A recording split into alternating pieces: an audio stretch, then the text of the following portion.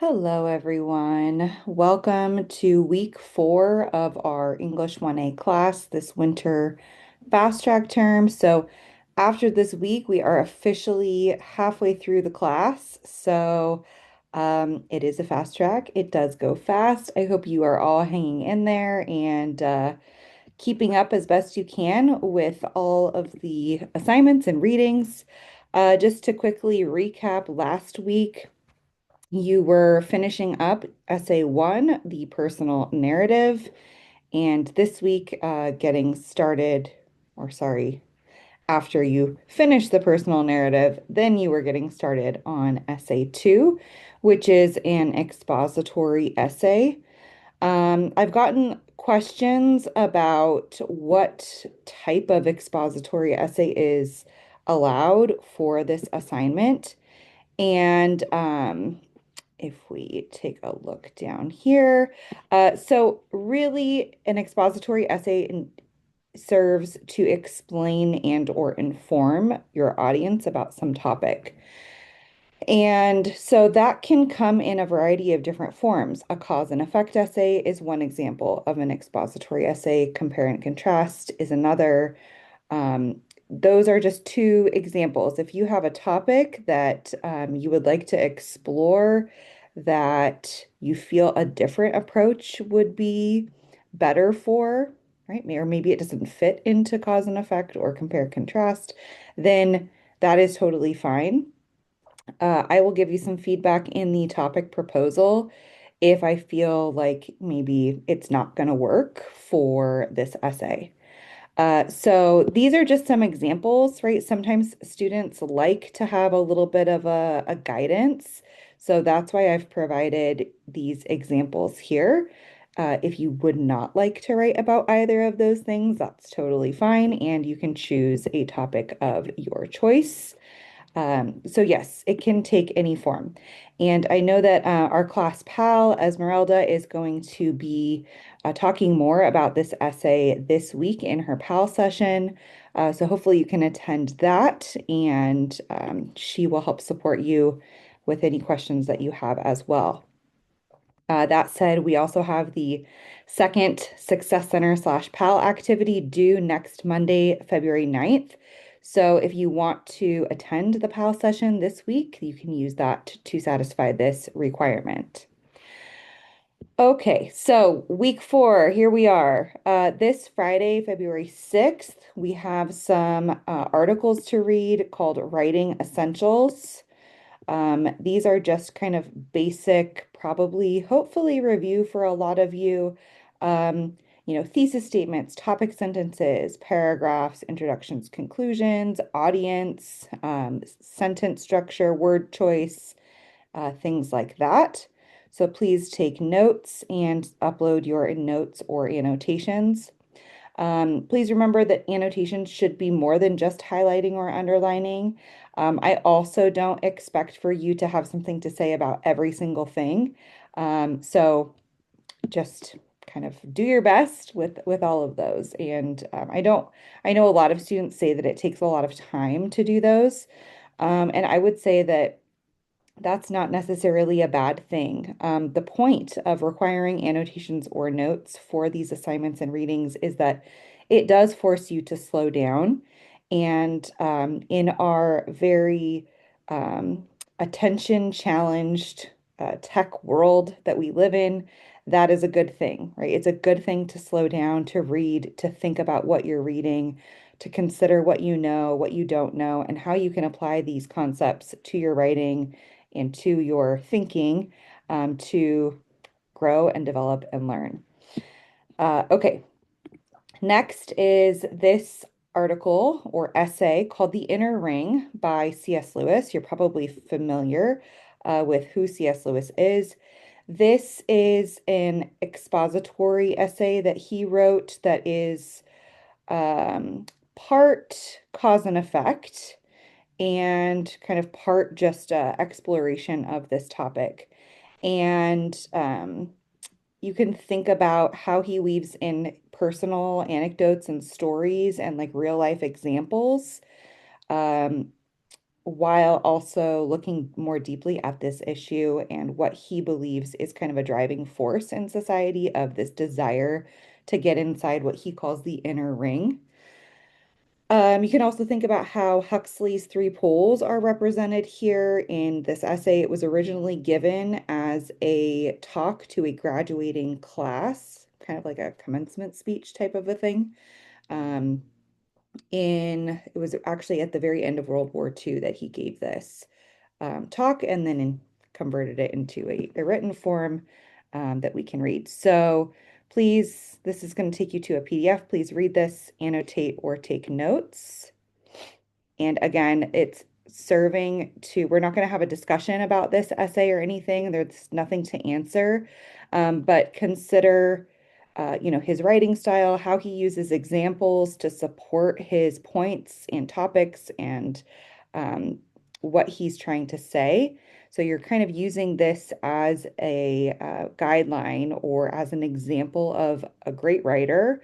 And okay, how is he presenting these ideas? How is he supporting these statements and claims with evidence, even though it's not, statistical evidence, he's using facts, he uses logical reasoning, and a lot of real life examples or personal examples. Okay, so we will, though, have a discussion workshop this week about your thesis statement for your expository essay. So please post your working thesis statement before midnight on Friday. You are already going to be writing a working thesis statement for your topic proposal for essay 2, so you can just copy and paste that into this discussion. Just a little reminder that your thesis statement should have two main parts, what your topic is, and then what the angle that you are taking is, or, what are you trying to say about this topic in this essay? And then you'll need to reply to two classmates before Friday, or sorry, before midnight on the following Friday, which just so happens to be Friday the 13th. And some things to consider down here. All right, moving on. Your outline for essay 2 is also due. There are some guidelines here. There is also a template here that you can use. You can make a copy of this. This will take you to a Google Doc here. And if you click File, Make a Copy, you can make this all your own. It's already all in MLA format and formatted for you, so try to make it easy. All right, and then next, Monday, February 9th, we have the research assignment due, which I'll talk about in just a moment. And then we have the second Success Center / PAL activity due then as well. So this should be, on your radar. Get signed up for a self-paced activity, group activity, or plan to attend the PAL session this week. Okay, research assignment. There are 5 parts to this assignment. This is a larger assignment. It's going to take more of your time, so please plan accordingly. We have annotations or notes due for these articles from Module 10 in our Lumen Learning online textbook. So there's also this research page from my website that has some infographics and some just helpful information. So all of this stuff, take some notes on, annotate. That's part 1. Part 2 is for you to make a list of keywords for your essay 2 topic that will help you begin your research. You are required to use outside sources for this essay, so you have to do some research. Part 3 is to watch this video and take notes. I'm going to walk you through how to conduct research and find credible sources using the Chaffey College Library databases. So if you've never used the library database, so the library has access to or subscriptions to multiple databases, which you'll see in the video, and you will select one of them to start your research in. So if you've never done that before, this is going to be like a step-by-step how to do that. If you have done this before, then it's just going to be a review for you. There are, as I mentioned, several different databases. Something like Academic Search Complete is a good place to start. You can look through all of the other databases as well if you have a really specific topic. Like let's say that you are doing like a medical, your topic is something to do with like the medical field. I believe that there's a database that specifically deals with like medical journals and things like that. So just put that on your radar. Okay, part four. So as so you're going to watch the video, then you're going to try it yourself. You're going to go into the library databases. You have to log in to access them, choose one, use your keywords to then search for related articles for your topic. And you're going to just copy and paste the MLA citation, which I show you how to do in this video.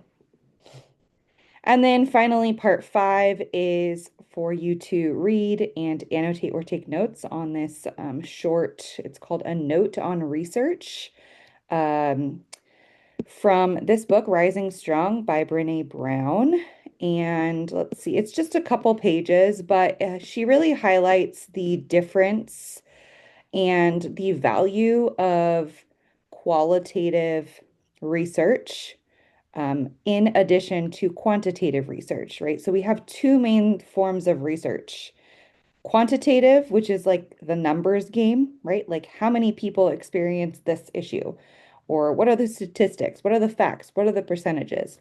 And then we have qualitative research, which, as the subtitle says here, storytelling as methodology, right? The individual lived experiences of people, the anecdotes, the stories of one person, right? And so in this note, she just explains the value of not relying on one or the other, right? In science, uh, sorry, what am I trying to say? In these sciences, right? If you're choosing a field like biology or chemistry or even things like sociology, psychology, oftentimes it's the numbers that are really focused on, like, well, what percentage of people experience this and how often or how common is this and those sorts of things. Um, She's saying, though, that we shouldn't have to choose between the quantitative and the qualitative, that we should um, use both, and that can help us to make a more informed decision and have a more well-rounded view of the issues. So, and I think that that's a very important approach. I think a lot of times we get stuck in the like all or nothing. Oh, it's just one person's story, so we discount it and we only trust the numbers, or vice versa. Maybe we don't trust the numbers and we only trust, the word of mouth from friends and what they've experienced. But she's advocating for a combined approach, which I hope that you will take into consideration and then apply to this essay. All right, I think that's it. So here we are, week four, halfway through. Feel free to reach out if you have any questions or concerns, and I will talk to you all soon. Bye-bye.